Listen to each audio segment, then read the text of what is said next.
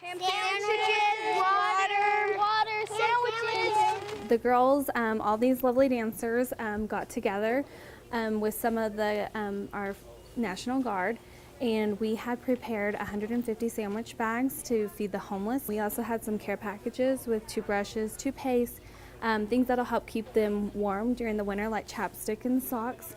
The homeless people, there's a lot going on. There's a lot of veterans, and maybe there's some out there, so it wouldn't be bad to give back. It's a hard time of the year for some people. Just giving back to those who might feel like there's nothing left, just to show them that somebody's out there that can care or try to give back and help them out, means a lot to the dancers and for us.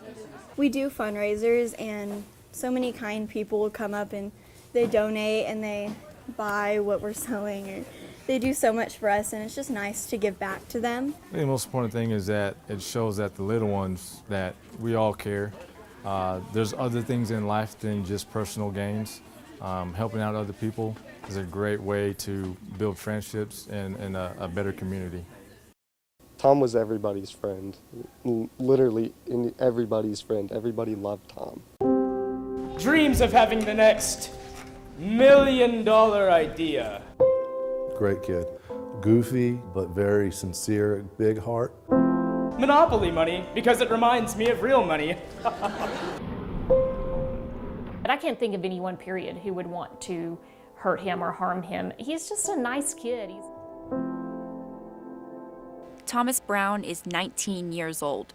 He loves WWE wrestling and is probably the biggest New England Patriots fan in the Panhandle. He has 2 state championship football rings, a Letterman's jacket, and was class president his junior and senior years. Many close to him say that's why it did not make sense when he disappeared. It seems as if a cloud is lingering over Canadian. It's like there's an innocence gone, and there's this always in the back of your mind when you let your own kids out. Every day, people question how Thomas could just vanish overnight, and they wake up thinking maybe this will be the day he returns. He'll be home any minute, and then when the minutes and the hours turn into days, you just hope that it's tomorrow. Thomas's family has now been waiting for that tomorrow for 365 days. His mother recalls the first tomorrow, thinking it would come fast. When he didn't come home at midnight and then didn't respond to text messages shortly after, I was very concerned and very worried, but I never got the feeling that something really, really bad had happened to him. That feeling did not last long, as theories and rumors over what happened to her son spread through Canadian, and little evidence was found. Thomas's family hired a private investigation firm after becoming frustrated with the lack of answers, and they quickly deemed the case criminal. There is a reason we're looking for a .25 caliber pistol. I will say that we do have a shell casing, and I will say that it was found in the car. Recently, a cell phone was found during a ground search in Canadian, along with about 30 other pieces of evidence. That cell phone is at the DPS crime lab awaiting analysis. The community of Canadian constantly wonders and fears what's been going on. While the information being released has been sparse, law enforcement says they've never stopped working. It's hard not to be able to tell the family, everything, and I can't imagine what they have to go through just to kind of sit by and wait to get information. It's horrible. But Klein and Lewis agree the case is solvable. We're just going to keep going until we find him. We want Tom to come home. There are unopened gifts and mementos from Thomas's graduation sitting on his bed, waiting for him to come home. It was just this extreme sadness to know that, you could have taken all these chances, all these things you didn't say to him, all these things you didn't get to do with him. Thomas's family says the worst part is not knowing.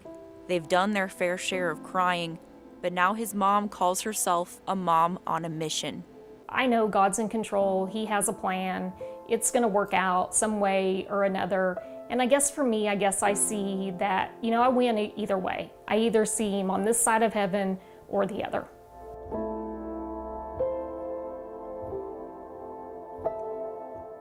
Over the summer, Bradley and his family started developing his idea of a buddy bench. Today, he unveiled this symbolic bench at his old elementary school. This buddy bench represents friendship, courage, and communication. The colors I chose for this buddy bench represent yellow for friendship, pink for approachability, turquoise for patience, orange for communication, blue for trust, and red for courage. The bench has a simple rule. If you're lonely and sit on the bench, you have to say yes to the first person who comes over to play with you. Bradley says it's important to be brave to either sit on the bench or join someone there because that is how friends are made. I was very shy growing up, and I wasn't very good at talking to people, so it took me a while to make some friends, so I decided to bring something back and hopefully let other people who are like me sit down here and make friends easier than how I made friends. One of the friends Bradley had at Pleasant Valley Elementary was Jasmine Davina. Jasmine passed away 9 months ago. The bench is in her honor. It means the world to us. I mean, she always tried to be friends with everybody, especially if somebody didn't have one. Bradley nailed it. She was a very outstanding type of girl. She would reach out to anybody that needed somebody to play with. It didn't matter who they were or how they dressed or what anybody else said. Or how they treated her. Local businesses and members of our community donated money, supplies, and time to complete the uplifting project. Bradley made sure the bench was constructed to be curved. Hugging both of the people who are here, or if you're playing, then it would kind of help bring it along, because then more people could fit on here. Bradley says his mission to make sure everyone has a friend to comfort them is far from complete. This is just the first of many benches that I hope to place throughout our community. Please keep spreading the word so that we can help eliminate loneliness and promote friendship as far as we can reach. He has never once asked why.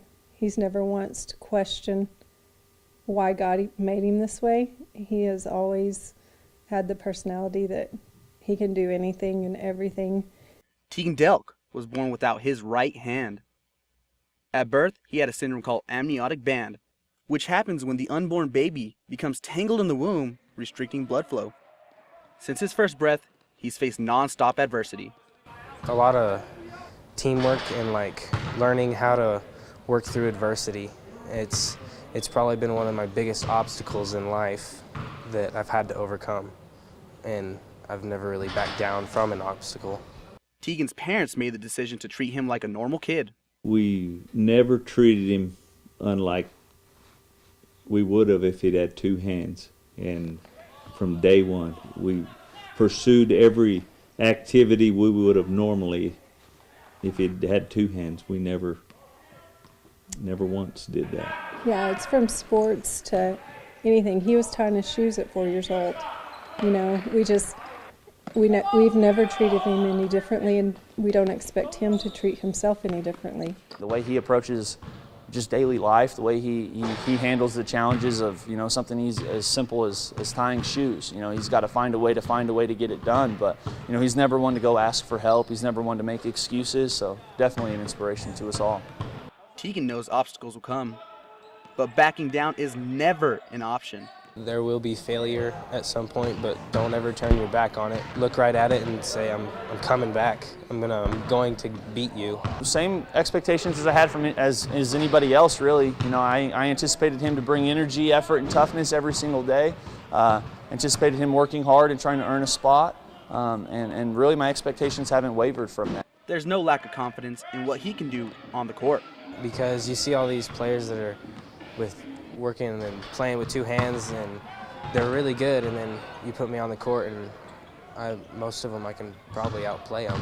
I mean, just to be able to do what we all do with one hand proves that he's a great player. I mean, I say to myself every game, he would be amazing if he had that other hand. I can't imagine. He would be the best basketball player with that other hand, but he is amazingly good with that one hand.